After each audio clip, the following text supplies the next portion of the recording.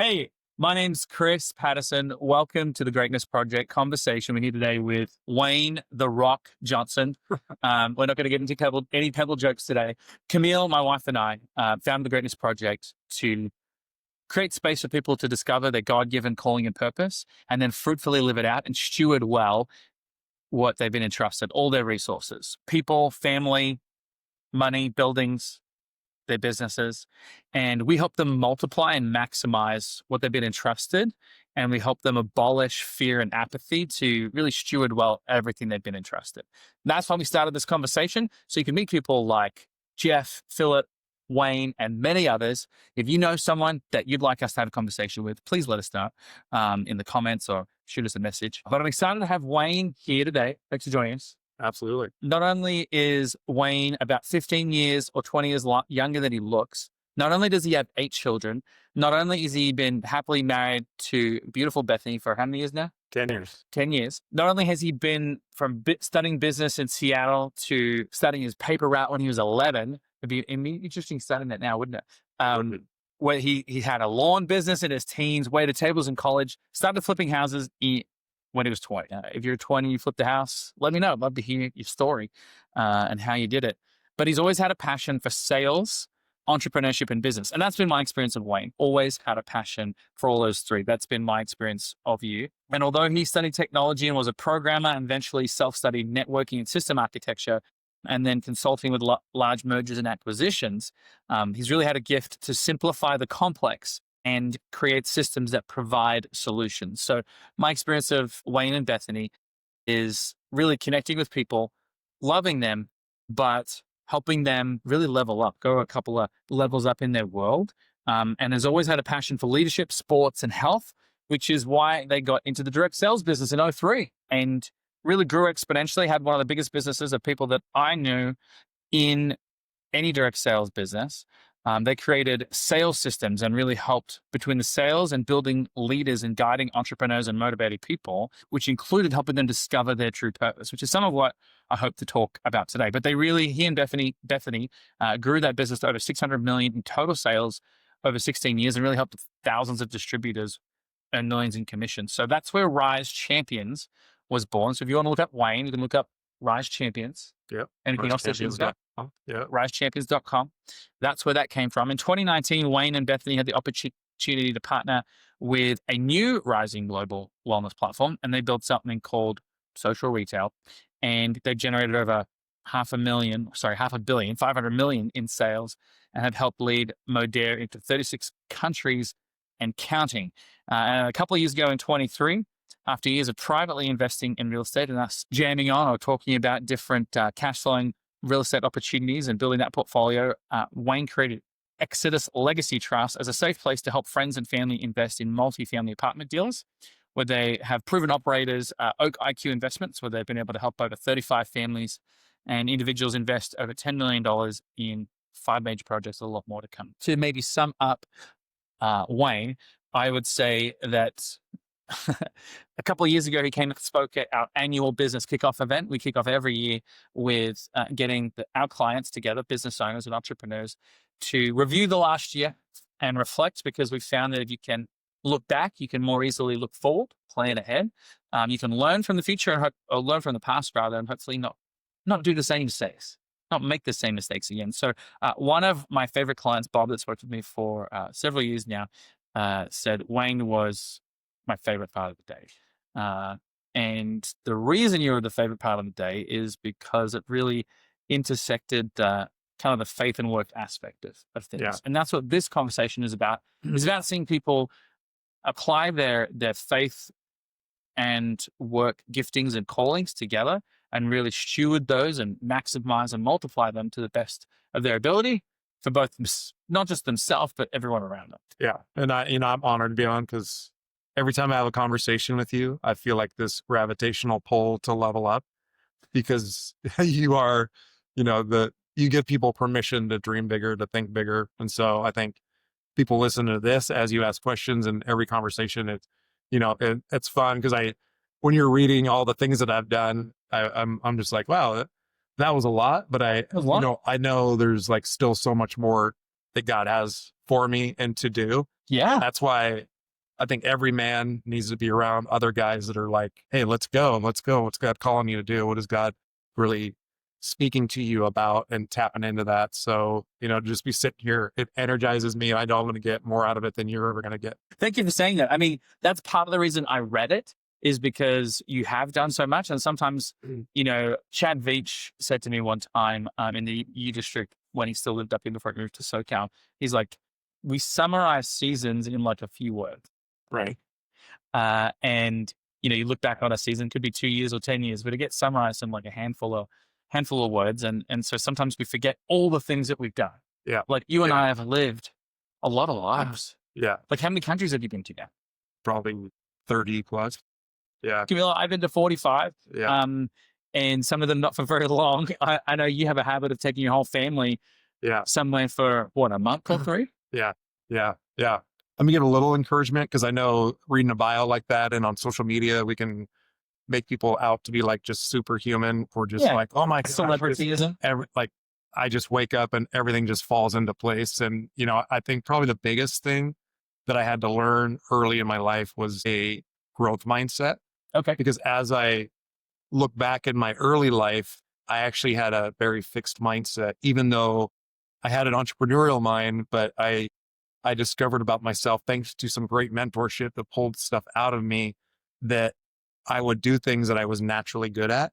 And then if it started to get hard for me, I was like, oh, this must not be my thing. When that was not true? When it was not true, there was things. You were just hitting the resistance of, I did what was easy because you were really gifted. Yes. And that was probably way more than what most people would do. Right. So you mailing it in and just half-assing it was better than most people's trying really hard. And so now, like we talked about this, the other day when we were just having a phone conversation, is like, I have a deep desire in me to pull men up out and be like, actually, this resistance is good for you. Yeah. And let me show you a growth mindset. And because of your past or different experiences, those don't define you. And just because maybe you were raised in a certain mindset, that's not who you really are. And let's find out who God says you are.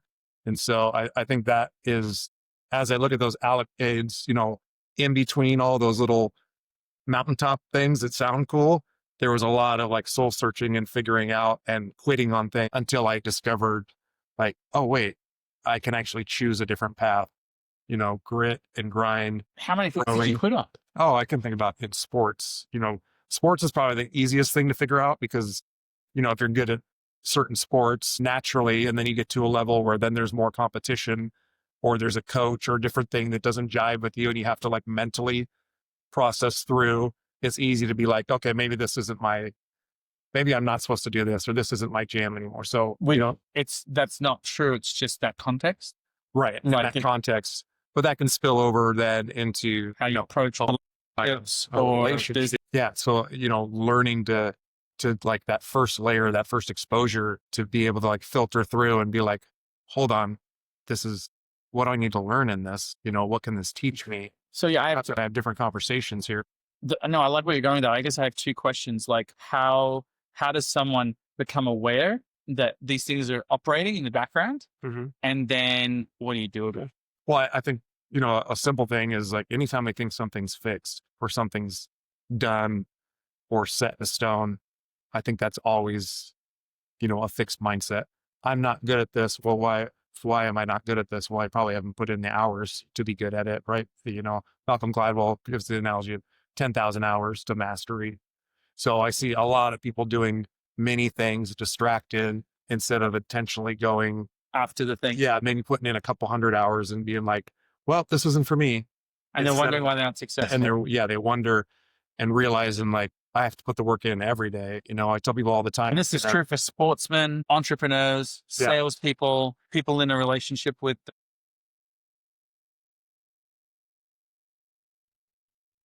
Like John Maxwell says, everything I want in life is uphill. It was like this profound moment when I remember reading that one day, and I was like, I don't really like that, because I like the idea of having some comfort.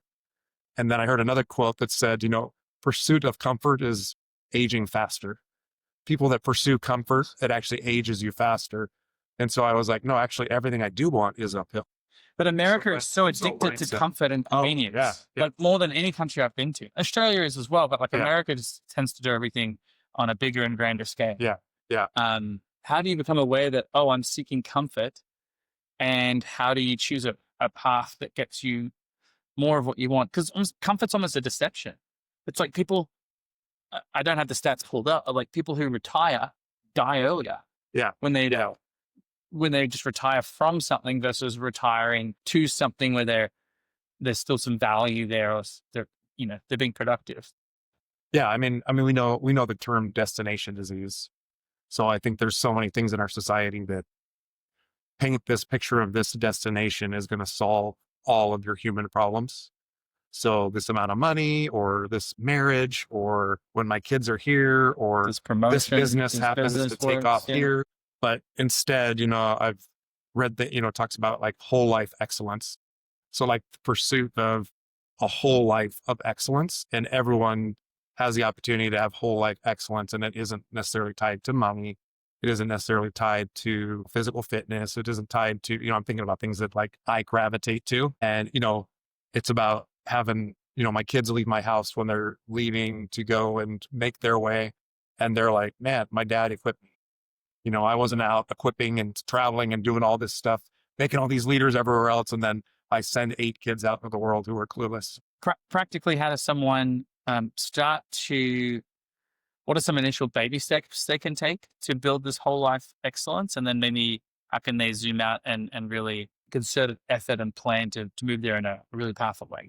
So just the first few steps. So ultimately, I feel like, for me is like, when I got into my first direct sales business, they talked about, you can design your life. Right. And I was like, can design my life? Like I have the full ability to. Most people don't feel like they can. There's no barriers. There's no fixed limit on me.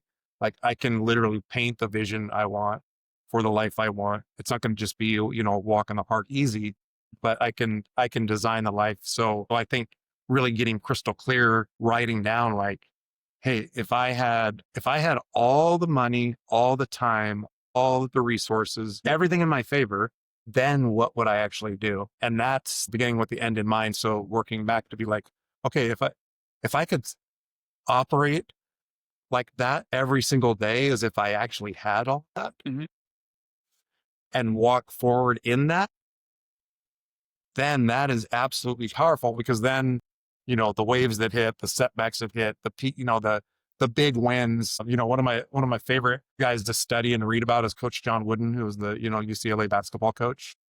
And they just, he won all these championships, and they just said he was just like this. Even when they were winning, he was like, his highs were high, but not like over the top, and his lows, it was just like this steady, because he was on this pursuit of whole life excellence. He knew exactly the type of life that he wanted to build. And so I think if you can really design that out, and then every day you start to like go, okay, how can I move towards that? You talk about your design. Are you designing what your life looks like on the day to day? Are you designing your habits and practices and rhythms? Are you designing your dreams and goals? You got to determine what your vehicle is, I guess, from a financial standpoint. So, once I set into the main business I was working, I was like, okay, I understand that this vehicle financially and time wise, this will help me design my life. So then I started to. And that was producing cash flow. That was producing cash flow. This is like, you could I guess you could use real estate or shares, but those aren't really, you might design real estate to produce cash flow, but probably not in the beginning. Yeah. In a way that's going to provide for your whole life. Yeah.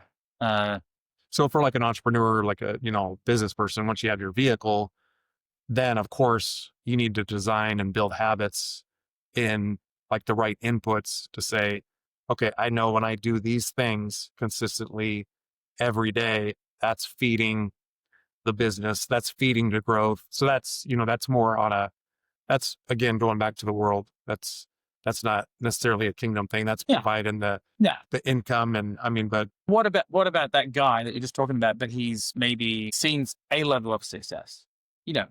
His business is doing 7 or 8 figures or high 8 figures, and they're seeing success, but they're leaving a lot on the table, whether it be spiritually, in their marriage, with their kids, like relationally, or even in the business, like the impact they could have Yeah. by being highly excellent. Yeah. Because as my friend Elliot Kraft of Found Pushbase says, like, excellence is the currency the world trades in. So if you're excellent at something, people will listen to you. Yeah. Yeah. And you trust. Yeah. Like you're stable, and you bring someone an offer if they already know you're stable and trustworthy. Like they're more likely to say yes because, hey, Wayne's bringing this to me. That's my favorite thing when I'm setting people up on a lot of the real estate stuff I do. It's hands down every time I'm doing a meeting, the person will say the only reason I'm here is because of Wayne. Right. And to me, I'm like, okay, Sure. I've done a good job with modeling this excellence. Trust me and I've vetted out what I'm showing them. And why did they trust you? Is it because you've helped them get results in their business, or they've seen the results you got in business, or because they've seen what you've done in other real estate transactions? I think it's a combination of, I guess, Something else. yeah, I guess it goes back to, if we really wanted to talk about like that A-level guy, because I have been that A-level guy.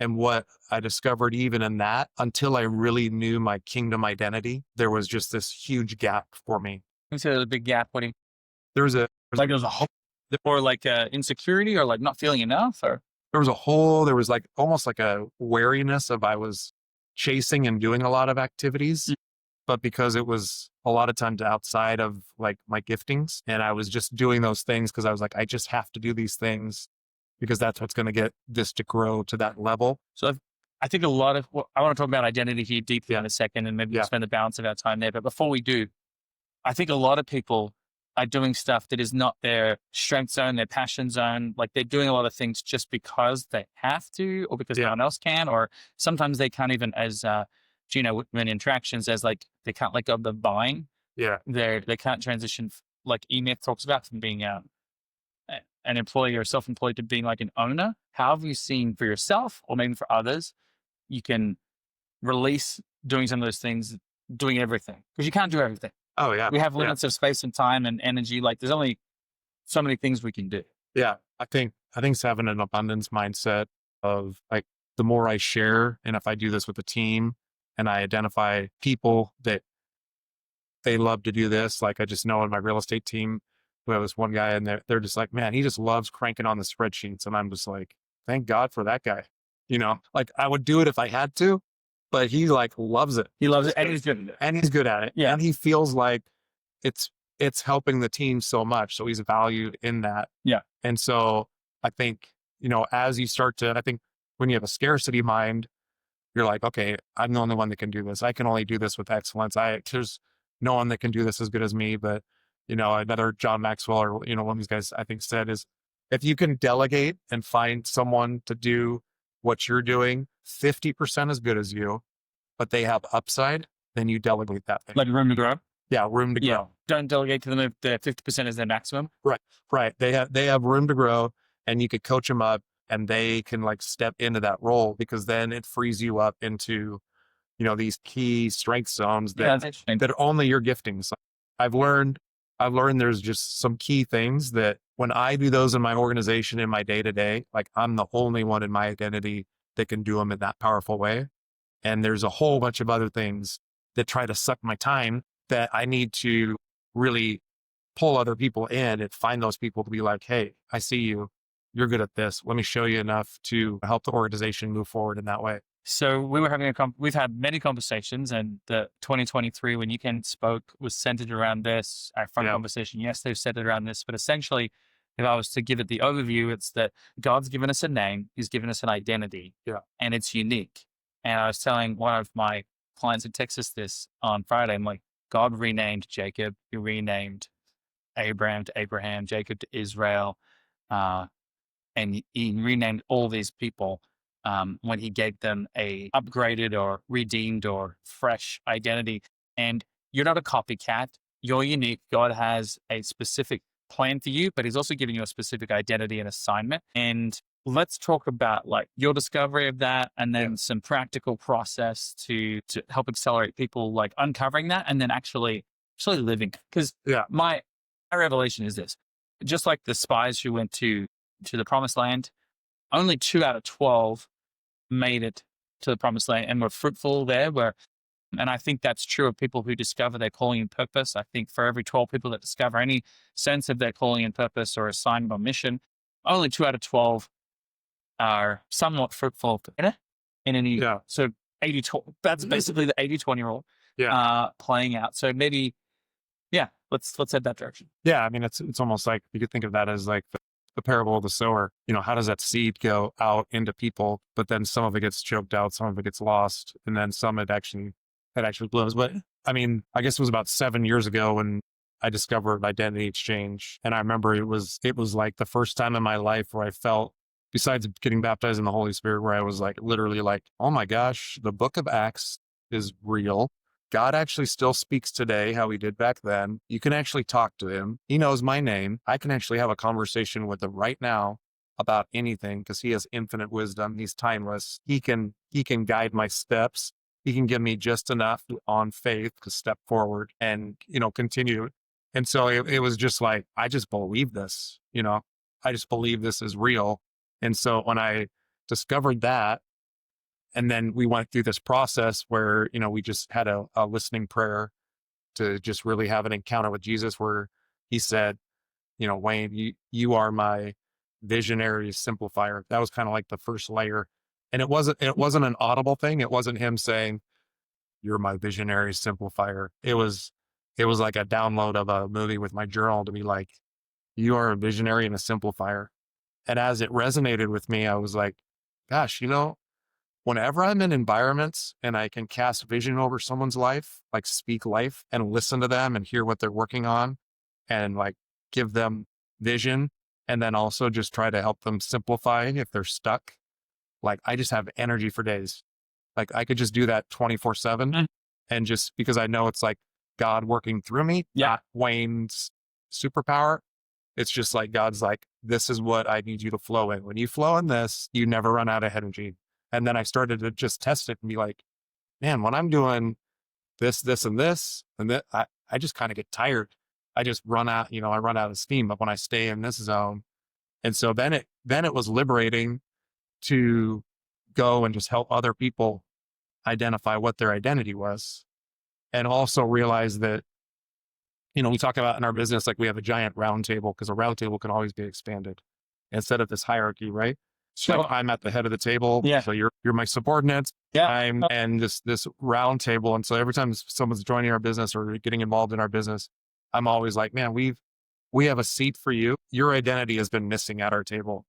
And there's only something that God put in you that is so valuable for us that we need to learn about you because you're going to help us solve a problem or you're going to help us communicate in a way or do something that we could have never done without you. And beautiful. And so that's like how we've tried to like walk that out in our business. And I feel like when everyone is aligned in that, it almost is like this secret sauce that it's like, how are they doing what they're doing? So how do you get everyone aligned, growing the same direction? That is, I mean, just like you said, with coming back with a report from the promised land where two are like, hey, I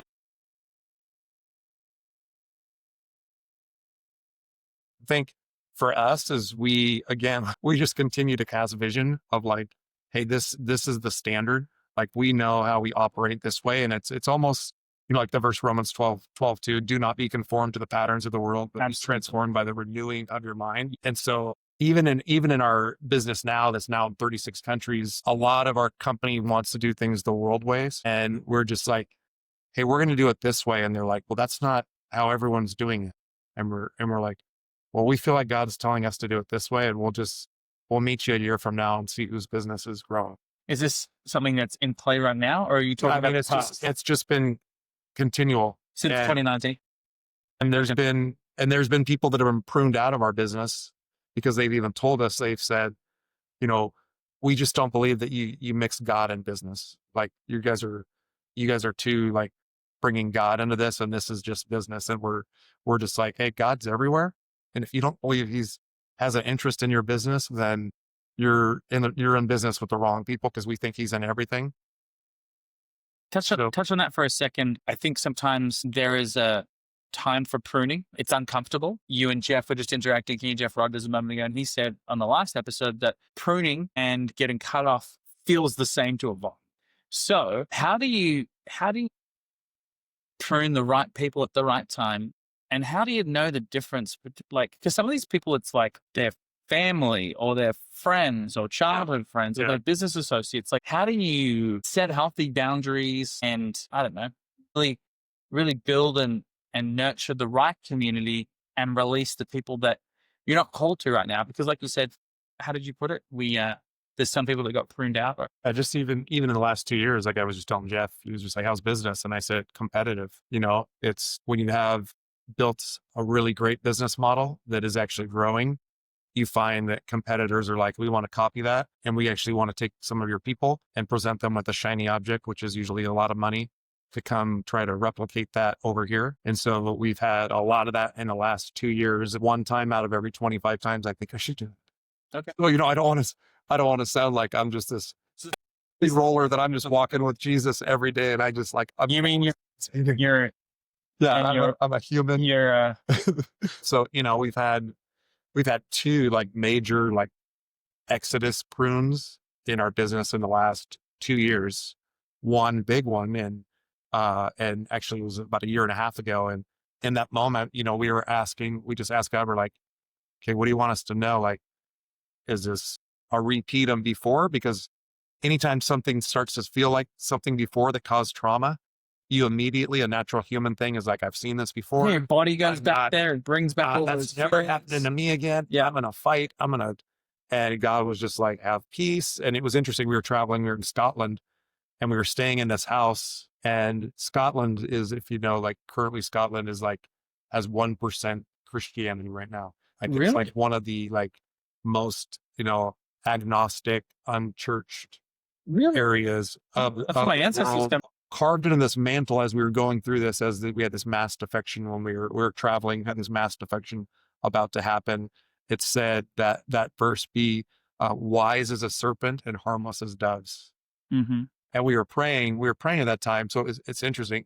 As you pray those words, God will actually give you clues, because we were like, well, my mindset was just like, well, I'm going to fight. I'm going to tell the truth. I'm going to expose all these people, why they're leaving, because they're greedy. And they're just doing this. And you were directed to not. Yes. And it was like, did that feel uncomfortable? Yeah. Was that hard? Yeah. But I remember that car. And did your wife have to tell you, no, we're going to do this? Yeah. She always is, way more in tune. But the cool thing is, because we did that, everyone that left still thought we were allied with them. So they actually gave us enormous amounts of intel about everyone and everything that was going on, because we were harmless. Yeah. And we were being wise. So we found all this intel out that actually kept a bunch of our people to stay, because they realized most of what was happening was a lie. And that happened. And then about 6 months later, another competitor started another business and pulled some people away again. And the same thing. We just asked God, we're like, okay, God, you've said this, like, this was going to be fruitful and continue to be here.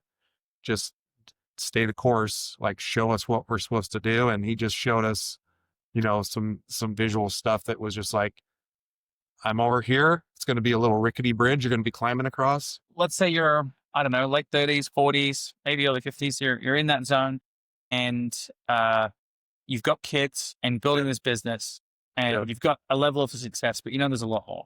How do you walk this out on the daily? Is it a rhythmic thing that's like an early morning thing, end of the day thing? Is it like medicine? It's like you take it as needed. Like when you have these things come up, is it like you do it on your Sabbath? Or I mean, for me, if anything in the last 6 months, I've been actually getting up 2 hours earlier than I ever have in my life. What time did you used to get up? Well, I probably get up at like 6. So I've been getting up at 5. Maybe that was a little embellishment. So about an hour earlier. It feels like 2 hours early, because our kids usually get up around 7. So I kind of model 2 hour gap from the kids before the mob hits. Yeah. So, but in that time, that's where I realized, like, if I can get this quiet time to really take a little walk, have some time with God, journal, and really like continue on path and be like, okay, God, what do you want me to know today? What do you want me to do today? Really dial that in, and then go get some of my physical stuff done before, and really just like almost like relating, like put the oxygen mask on myself before I see anyone in my sphere. Then by 7 a.m. when So take care of you so you can take care of everyone else. Yes. Sharpen your saw, as they say in Seventh Habits of Highly Effective People, Seventh Habit. Like, stay sharp. Yeah. Or I think Proverbs says, like, if your axe is dull, or maybe it's Ecclesiastes, it takes a long time, but if you've got a sharpened axe, you know, you can be really effective. Yeah. So to stay sharp, you ask yourself these questions, or you're working out, spending time alone, journaling. What do you do? Yeah. Wake up. I usually take my dog for a walk in the dark because there's just something that like is uncomfortable, but now it's a habit. He likes to walk, so I get up and I love morning. Journal, ask God, read some inputs, and then as I go work out, it's just time to like listen to something, or there's worship music, and so it just really just always is setting my mind. How have you learned to respond then to like really negative situations that are maybe little t to big T traumatic? I think there's been so many you've been through a lot opportunities. That I all more than the average person will in a few lifetimes. I feel like God gave me this phrase about 12 years ago. He said, Wayne, I've saved you and I've blessed you, but I still have the best for you. So whenever something comes up, I always am just reminding me like, God, you saved me. You've always blessed me, but I know you still have the best for me. So what do you want me to do? And, you know, I could just walk around in my house and see all my kids and be like, I'm just blessed. Like, look at this. I mean, this is like, who has this? You know, then they're like, that's 6 kids still at home. Yeah, still at home. Full of energy. But yeah, I think that mantra is just a drumbeat where like, if it starts to get a little crazy or off kilter, I'm just like, you know, like you've saved me, you've blessed me, and you still have the best for me. So I'm just going to keep following after you. And, you know, man makes his plans, but the Lord orders his steps. And I just want to be like that tree planted by the water that bears fruit in season and leaves never wither, because I, you know, meditate on his commandments every single day. So I think in the morning, that's what I'm trying to do, is just like meditate on his commandments and be like, root me deep.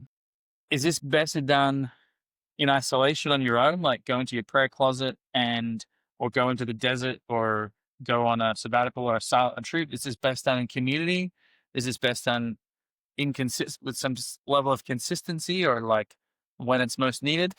I feel like the consistency, that quiet time on God, like refining that is something in the daily, but I feel like community is like absolutely important, because like, again, getting around you, or, you know, there's men in my life where I can just say, here's what I'm thinking.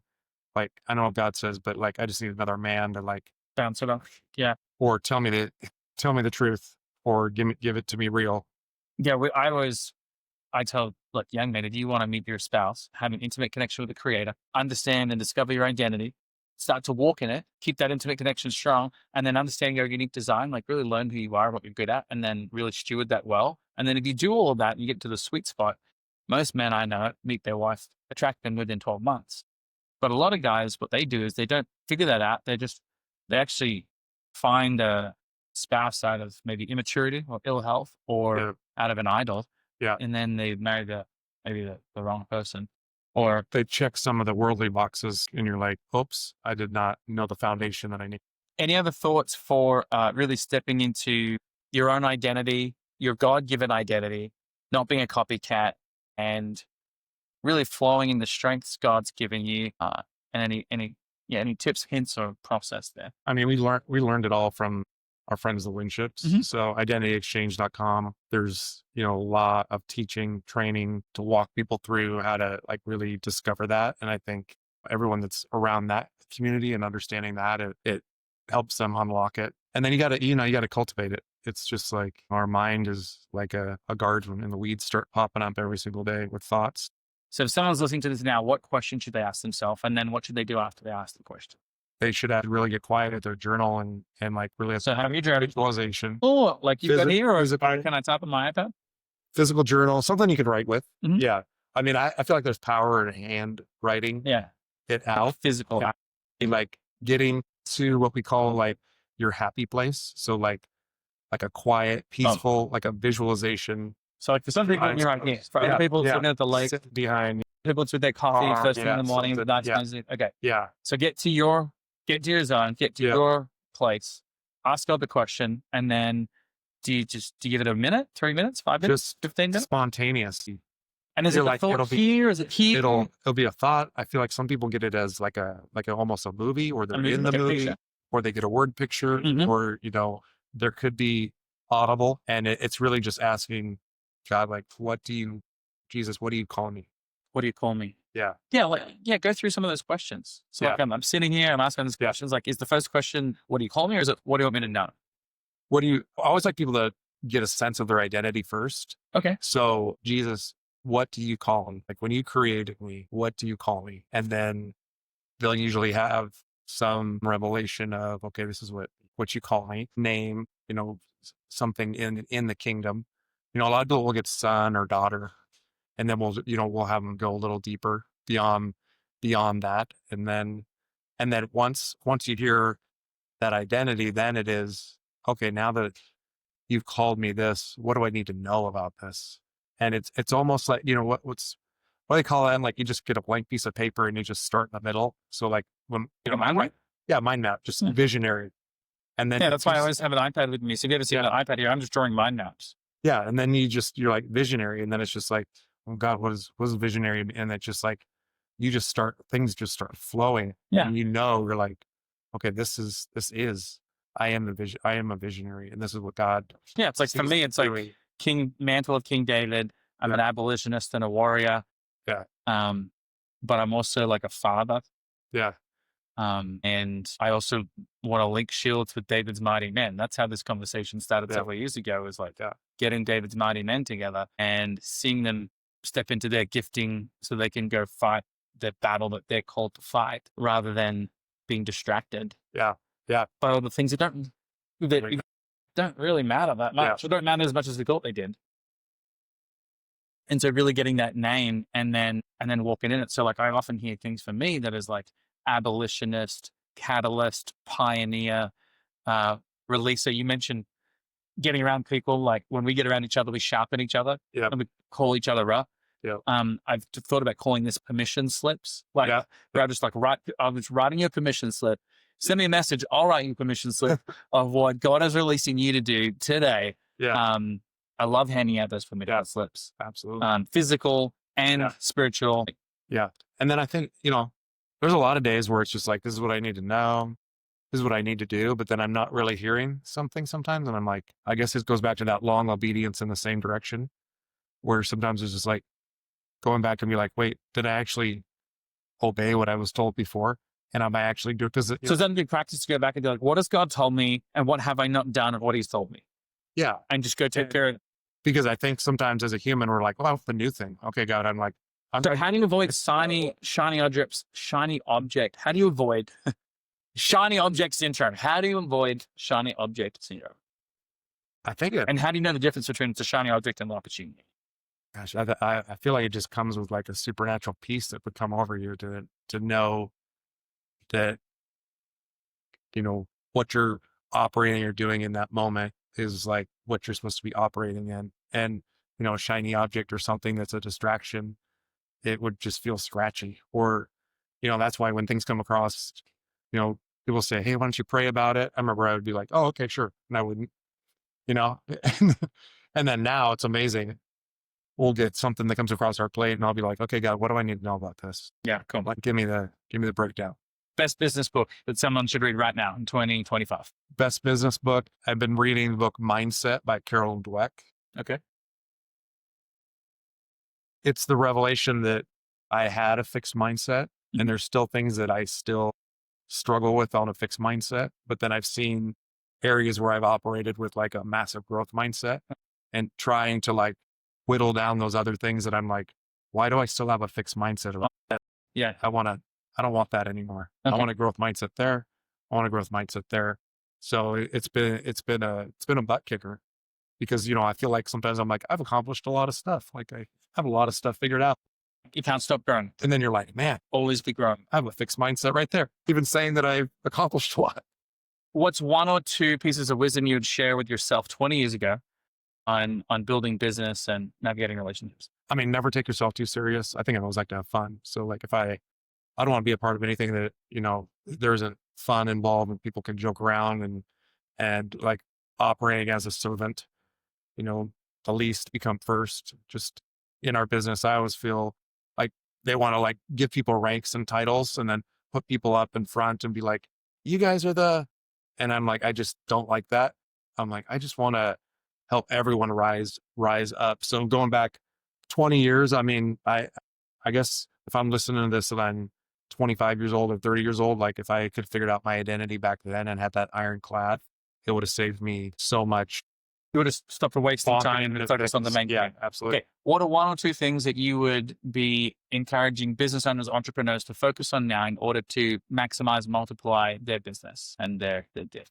I think making sure they just have that time in the morning, that time to reset and like really like understand. One is Sabbath. Like we take Sabbath serious, not from a religious standpoint, but from a promise that, Is it God, what day do you do it? Sundays. So we do it starting Saturdays at 5 to usually 5 on Sunday. And what are what are the 3 key practices as part of your Sabbath?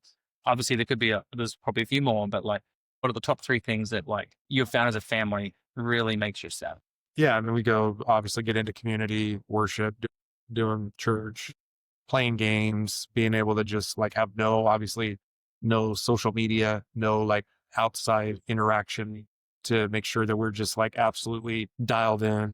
And just kind of like resetting, unplugging is number one. Thank you for sharing. I feel like if I was to do this again, I'd probably either use myself or Nikolai or someone and kind of maybe practically do this. So maybe we do that. But if people want to find you and hear more about the Exodus Legacy Chest or Rise Up Champions, just go to riseupchampions.com. risechampions.com. On social media, my handle would be Wayne Johnson _official. So Instagram, Wayne Johnson official. So working to build out some more long form content on YouTube. This is your first, there's a lot more, right? Yes. First of a lot more.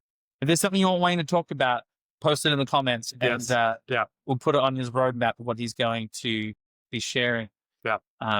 As always, if you found this helpful or valuable, again, I'd ask you to prayerfully consider who's the one person that really needs to know something that was shared today by Wayne or myself. And please just share it with them directly. Yeah, of course you can like and subscribe, and that's totally helpful for the algorithms and things. But there is somebody that you know in your life that needs to hear this today that's going to be helpful to them and their process, who is called to steward things greater, who's called to abolish the fear and apathy and to rise above and really step into stewarding everything that they've been called to steward in a greater sense right now. Like the time is now, not later, but right now. So, hey, thanks for tuning in, and we look forward to seeing you next time.